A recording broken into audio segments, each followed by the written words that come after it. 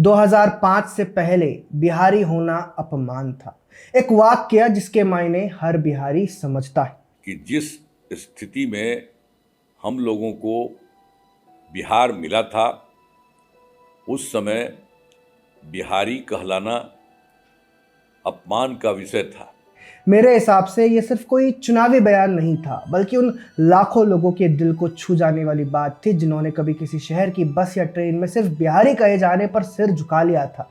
पर क्या वाकई नीतीश कुमार ने बिहार का अपमान मिटा दिया, या फिर ये बयान 2025 के चुनाव से पहले एक आखिरी भावनात्मक दांव है? आज हम इसी पर बात करेंगे। बिहार की इज्जत, नीतीश का दावा और जनता का जवाब।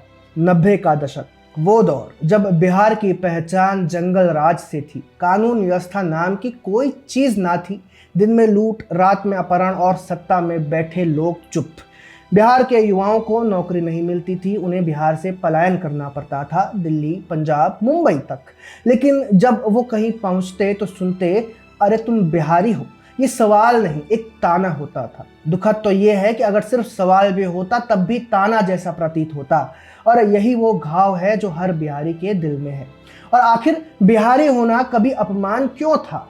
क्योंकि जब बिहार से कोई खबर आती थी तो इसलिए नहीं कि कोई नई फैक्ट्री खुल गई, बल्कि इसीलिए कि कहीं अपहरण हो गया है, कहीं हत्याकांड हो गया है, किसी का रेप हुआ, कभी गैंग हुआ।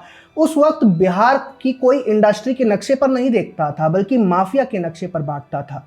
कहा जाता था कि फला इलाका शहाबुद्दीन का है, वो अशोक महतो का इलाका है, वो नक्सल जोन है, ये अपहरण माफिया का जो एरिया है, ये भू माफिया का एरिया है। यही थी बिहार की ज्योग्राफी।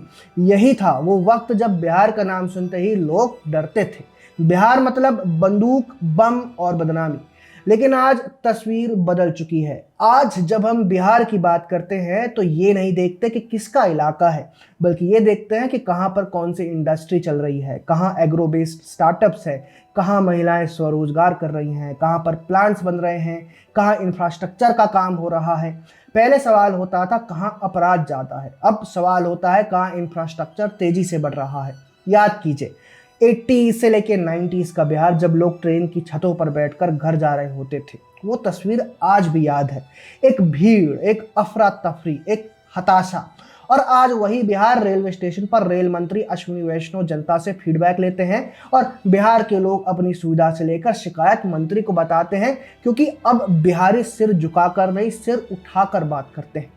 ये जो बदलाव है ना, यही नीतीश कुमार के उस वाक्य का सार है। 2005 से पहले बिहारी होना अपमान था, क्योंकि अब बिहार होना मतलब मजदूरी नहीं, मेहनती का प्रतीक, अपराध नहीं, अवसर की पहचान।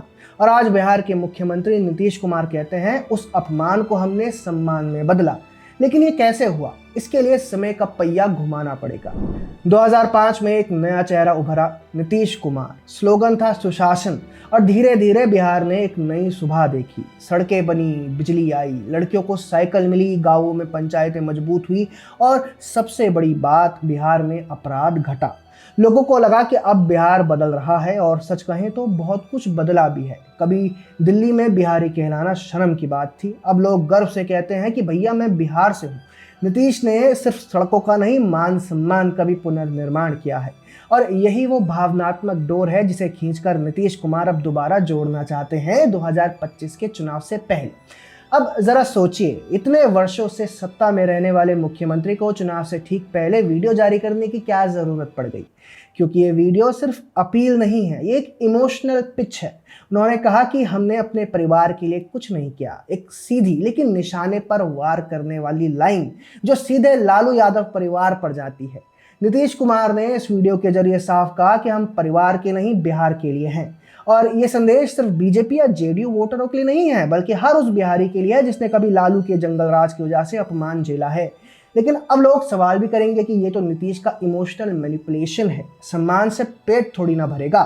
सही बात है, यह तर्क तब सही होता अगर सीएम तेजस्वी यादव होते, लेकिन नहीं।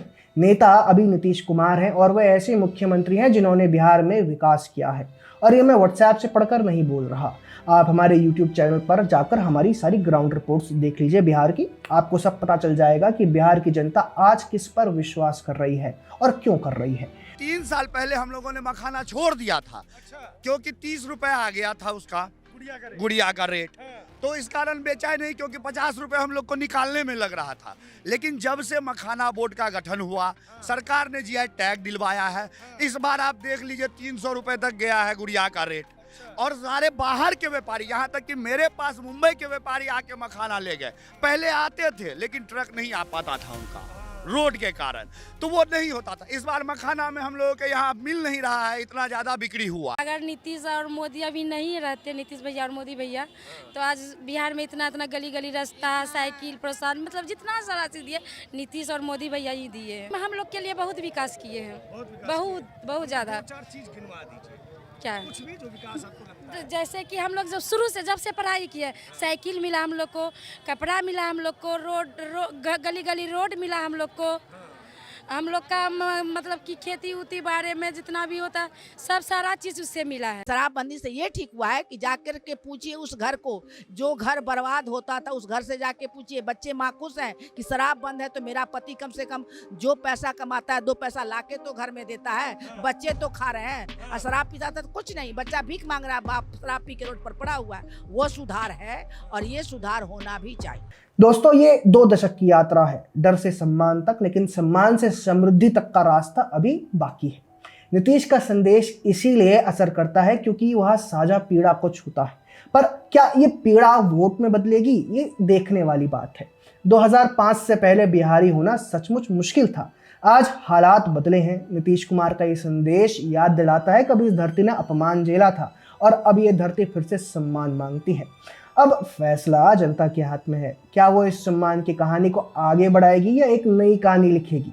आप बताइए, क्या नीतीश कुमार की यह भावनात्मक अपील आपके दिल तक पहुंची? कमेंट करें, शेयर करें और ऐसे ही वीडियोस के लिए चैनल को जरूर सब्सक्राइब करें। धन्यवाद।